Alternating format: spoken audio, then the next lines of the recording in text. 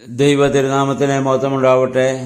Bible reading പ്രോഗ്രാമിൽ സംബന്ധിക്കുന്ന ഏവർക്കും കർത്തൃനാമത്തിൽ വന്ദനം.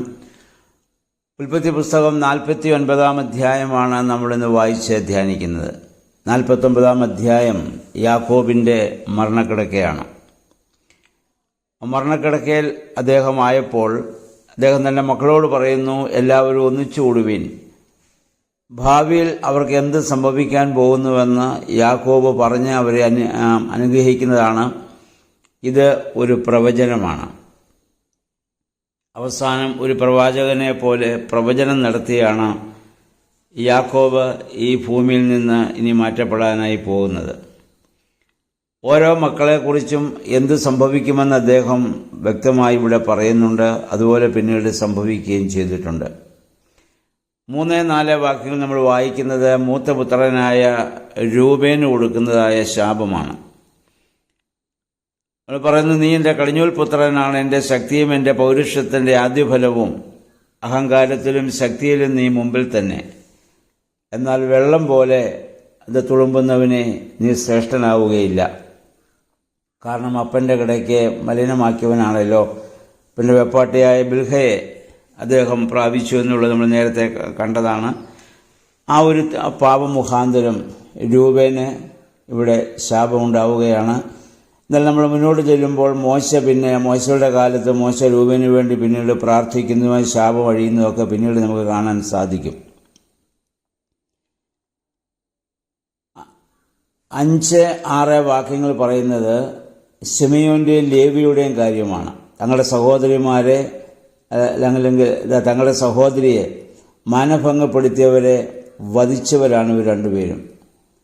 അവരുടെ ആ കോപം അത്ര ശരിയല്ലെന്ന് യാക്കോബ് ഇവിടെ പറയുന്നുണ്ട്. എന്നാൽ ദൈവം പിന്നീട് ലേവിയെ അവിടെ നിന്ന് തെരഞ്ഞെടുക്കുകയും പുരോഹിത പുത്രനാക്കി മാറ്റുകയും ചെയ്യുന്നത് നമ്മൾ പിന്നീട് കാണുന്നുണ്ട്. അങ്ങനെ ഒരു അവസ്ഥയിലേക്ക് വരാൻ കാരണം മനുഷ്യൻ്റെ ആരുടെയും പ്രവർത്തനമല്ല.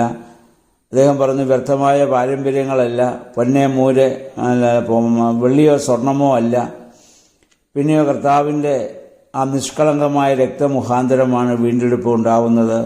മുഖാന്തരം ലേവി പിന്നീട് അനുഗ്രഹിക്കപ്പെട്ട ഒരു പൗരോഹിത ഗോത്രമായിട്ട് ഇവിടെ മാറുന്നുണ്ട്. 8 മുതൽ 12 വരെയുള്ള വാക്യങ്ങൾ യഹൂദാ ഗോത്രത്തിനുള്ള വലിയ അനുഗ്രഹമാണ്. നമ്മുടെ കർത്താവ് വന്നത് ഈ ഗോത്രത്തിൽ നിന്നാണ്. അവിടെ പറയുന്നത്, നിന്റെ സഹോദരന്മാർ നിന്നെ പൊഴുത്തും, നിന്റെ കൈ ശത്രുക്കളുടെ കഴുത്തിൽ പതിക്കും, നിന്റെ പിതാവിൻ്റെ പുത്രന്മാർ നിന്റെ മുമ്പിൽ കുമ്പിടും. അവനൊരു സിംഹക്കുട്ടിയാണ്. അവൻ ആ ഒരു യഹൂദാ ഗോത്രം അവകാശമുള്ളവൻ നിന്നിൽ നിന്ന് വരും എന്ന് പറഞ്ഞാൽ സ്ത്രീയുടെ സന്തതിയായി ഉൽപ്പത്തി 3:15 കൊടുത്ത വാഗ്ദത്തം പൂർത്തീകരിക്കത്തക്കവണ്ണം കാലത്തേക്കുവിൽ നമ്മുടെ മശിഹായുടെ ആഗമനത്തെക്കുറിച്ച് യാക്കോബ് ഇവിടെ പ്രവചിക്കുകയാണ്. അതിൻ്റെ 11 അവൻ തൻ്റെ കഴുതയെ മുന്തിരിവള്ളിയിലും കഴുതക്കുട്ടിയെ വിശിഷ്ടമായ മുന്തിരിച്ചില്ലിലും കെട്ടിയിടും. അതായത് നമ്മുടെ കർത്താവ് കഴുതമേൽ വാഹനമേറി വന്നതും ഒക്കെ പിന്നീട് നമുക്ക് കാണാൻ സാധിക്കുന്നുണ്ടല്ലോ. വീഞ്ഞിൽ തൻ്റെ വസ്ത്രം അലക്കും. അത് തൻ്റെ രക്തമാകുന്ന വീഞ്ഞിലാണ് തൻ്റെ വസ്ത്രം താൻ അലക്കുന്നത്. അപ്പോൾ യഹൂദയ്ക്കുള്ളതായ ഒരു വലിയ അനുഗ്രഹം അവിടെ നിന്ന് മശിഹായുടെ ആഗമനത്തെക്കുറിച്ച് യാക്കോബിനൂടെ ഇവിടെ പ്രവചിക്കുവാൻ സാധിക്കുന്നുണ്ട്. ഇനി അതിൻ്റെ 13-14 വാക്യങ്ങളിൽ ശബൂലിനെ കുറിച്ചാണ് ഇവിടെ പറയുന്നത്. അവൻ ഇത് കടൽത്തീരത്ത് വസിക്കും, അവൻ കപ്പലുകൾക്കൊരു അഭയകേന്ദ്രമായിട്ടിരിക്കും എന്നുള്ളതാണ്. 15-ാം വാക്യം ഇസ്സാഖാറിനെ കുറിച്ചാണ്. ഇസ്സാഖാറിൻ്റെ ആൾക്കാർ വലിയ അധ്വാനികളായിരുന്നു. ഒരു ഗോത്രത്തിൻ്റെ നട്ടെല്ലെന്ന് പറയുന്നതും ഒരു രാഷ്ട്രത്തിൻ്റെ നട്ടെല്ലെന്ന് പറയുന്നതും അധ്വാനിക്കുന്നവരാണ്. അവർ വലിയ അധ്വാനശാലികളായിട്ട് മാറുമെന്നുള്ളതാണ്. 16-17 വാക്യങ്ങളിൽ ദൈവരക്ഷ ആവശ്യമായി വരുന്ന ഒരു ഗോത്രമാണ് ദാന്. അവൻ വഴുവക്കിലെ സർപ്പവും പാതിലെ അണിലുമായിരിക്കും. അല്ലെങ്കിൽ വളരെ പ്രതികാര ബുദ്ധിയോടുകൂടി അവർ പ്രതികരിക്കുന്നവരാണ്. പതുങ്ങി നിന്ന് വളരെ പ്രതികാര ബുദ്ധിയോടുകൂടി അവർ പ്രതികരിക്കുന്നവരായിരിക്കും. ഇനി നമ്മൾ അതിൻ്റെ 19-ാം വാക്യം ആഷേറിനെ കുറിച്ചും പിന്നീട് നഫ്താലിയെക്കുറിച്ചും അവന് അല്ലെങ്കിൽ സ്വസ്ഥമായി ചരിക്കുന്ന ഒരു പേടമാനാണ് നഫ്താലി. വളരെ ശാന്ത സ്വഭാവമുള്ളവരാണ് അവർ. നന്നായിട്ട് അവർ നല്ല മൃദുല വാക്കുകൾ അവർ സംസാരിക്കുന്നവരാണ് എന്നൊക്കെ കുറിച്ച് അവരെക്കുറിച്ച് ഇവിടെ യാക്കോബ് ഇവിടെ പ്രവചിക്കുകയാണ്. ഇനി 22 മുതലുള്ള വാക്യങ്ങളിൽ ജോസഫിനുള്ളതായ വലിയ അനുഗ്രഹമാണ്. എബ്രഹീമും മനസ്സയും പിന്നീട് വലിയ ശക്തിയായി മാറിയത് നമുക്ക് പിന്നീട് കാണാൻ സാധിക്കും. അത്രമാത്രം വലിയ അനുഗ്രഹം ജോസഫിന് അവൻ്റെ മക്കൾക്ക് ഇവിടെ നൽകുകയാണ്. 27-ാം വാക്യത്തിൽ ബെന്യാമിനെ കുറിച്ചാണ് പറയുന്നത്. ബെന്യാമിൻ നമുക്കറിയാം, പിന്നീട് രാജ്യം രണ്ടായിട്ട് ഭാഗിച്ചപ്പോൾ യഹൂദ ഗോത്രത്തിൻ്റെ കൂടെ നിന്ന ഏക ഗോത്രം ബെന്യാമിൻ മാത്രമാണ്. അതാണ് ബെന്യാമിൻ്റെ ഏറ്റവും വലിയൊരു പ്രത്യേകത. പിന്നെ 28-ാം വാക്യം വരുമ്പോൾ 28 മുതലുള്ള വാക്യങ്ങളിൽ യാക്കോബിൻ്റെ മരണമാണ് നമ്മൾ കാണുന്നത്. അദ്ദേഹത്തിൻ്റെ പിതാക്കന്മാരുടെ കല്ലറയിൽ അടക്കപ്പെടാനുള്ള അദ്ദേഹത്തിൻ്റെ വലിയ ആഗ്രഹം അവിടെ നമുക്ക് കാണാൻ പറ്റും. താന് വിലയ്ക്ക് വാങ്ങിയതായ ആ മക്പേല ഗുഹയിൽ ഹിത്തനായ എഫ്രോനിൽ നിന്ന് താൻ വിലയ്ക്ക് വാങ്ങിയതായ ആ മക്പേല ആ ഗുഹയിൽ തന്നെ അടക്കണം എന്നുള്ള യാക്കോബിൻ്റെ വലിയ ആഗ്രഹമാണ്. അതായത് പിതാക്കന്മാരുടെ കല്ലറയിൽ അടക്കപ്പെടാനുള്ള ആഗ്രഹം. ദൈവം വാഗ്ദത്തമായി നൽകിയ സ്ഥലത്ത് തന്നെ കിടക്കുവാനും അവിടെ നിന്ന് ഉയർക്കുവാനുമുള്ളൊരു ആഗ്രഹമാണ് അദ്ദേഹത്തിനുള്ളത്.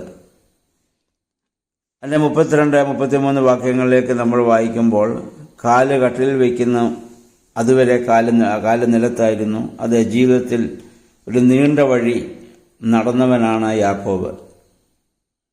ഇനി അവസാനം ഒരു വിശ്വാസ പ്രഖ്യാപനത്തോടെ മരിക്കുവാൻ ആഗ്രഹിക്കുകയാണ്.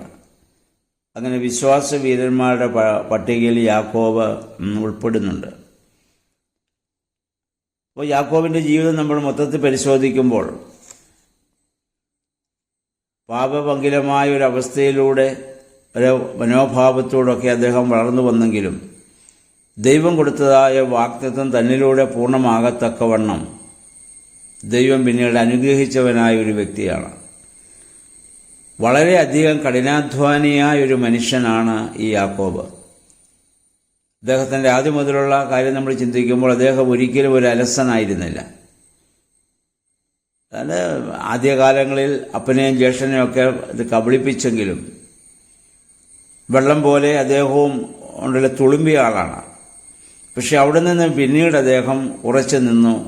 ദൈവത്തെ കണ്ട ആ പെനിയേലിൻ്റെ അനുഭവം, എബോക് നദി തീരത്ത് വെച്ചുള്ള അനുഭവം, ബഥേലിൽ വെച്ചുണ്ടായ ദർശനം, ജീവിതത്തിൻ്റെ ഒരുപാട് പ്രതിസന്ധി ഘട്ടങ്ങളിലൂടെയൊക്കെ ആ മനുഷ്യൻ കടന്നുപോയി. അവിടെ എല്ലാം അദ്ദേഹം അതിനെയൊക്കെ അതിജീവിച്ചു എന്നുള്ളതാണ്. അവസാനം നഷ്ടപ്പെട്ടു എന്ന് പറഞ്ഞ താൻ ഏറ്റവും സ്നേഹിച്ച ജോസഫിൻ്റെ അടുത്ത് വരുവാനും ആ മകനെ അനുഗ്രഹിക്കുവാനും അവൻ്റെ ശുശ്രൂഷ ഏറ്റുവാങ്ങുവാനും 17 വർഷത്തോളം അദ്ദേഹത്തോട് ചേർന്ന് ആ ജോസഫിൻ്റെ ആ സംരക്ഷണയിൽ ജീവിക്കുവാനും ഒക്കെയുള്ള ഭാഗ്യം യാക്കോബിൻ്റെ ജീവിതത്തിൽ ഇവിടെ ലഭിക്കുകയാണ്. നമ്മുടെ ജീവിതത്തിലും യാക്കോബിനെ പോലെ ഒരുപാട് കുറവുകളും ബലഹീനതകളും സംഭവിച്ചിട്ടുണ്ടെങ്കിലും ദൈവമേ, ഇതുപോലെയുള്ള ദൈവികമായ ഒരു അന്ത്യം ലഭിക്കാൻ ഇടയാകണമേ എന്ന് നമുക്ക് പ്രാർത്ഥിക്കാം. ഇപ്പം യാക്കോബ് ഇപ്പോൾ പൂർണ്ണമായ ഒരു വലിയ വിശ്വാസിയാണ്. നമ്മൾ കണ്ടു, ഫറവോ രാജാവിനെ കൈ ഉയർത്തി അവൻ അനുഗ്രഹിക്കുവാൻ തക്കവണ്ണം ആത്മീയതയിൽ യാക്കോബ് വളർന്നു എന്നുള്ളതാണ്. നമുക്കും ആത്മീയതയിൽ ഈ വളർച്ച ഉണ്ടാകണം. അപ്പോഴാണ് നമ്മൾ അനുഗ്രഹമാകുന്നതും നമ്മിലൂടെ മറ്റുള്ളവർ അനുഗ്രഹിക്കപ്പെടുന്നതും. തൻ്റെ മക്കളെയും തൻ്റെ തലമുറയൊക്കെ പ്രാർത്ഥനാപൂർവം അനുഗ്രഹിച്ച് വളരെ പ്രത്യാശാപൂർവമായ ഒരു അന്ത്യം യാക്കോബിന് ഇവിടെ ലഭിക്കുന്നത് നമുക്ക് കാണാൻ പറ്റും. ഇപ്രകാരം ഒരു അന്ത്യമാണ് ദൈവമേ ഞങ്ങൾക്ക് നൽകണമേ എന്ന് നമുക്ക് പ്രാർത്ഥിക്കാം. അതിന് യാക്കോബിനെ പോലെ ദൈവകരങ്ങളിൽ പൂർണ്ണമായിട്ട് സമർപ്പിക്കാം. ദൈവം അതിന് നമ്മെ സഹായിക്കട്ടെ.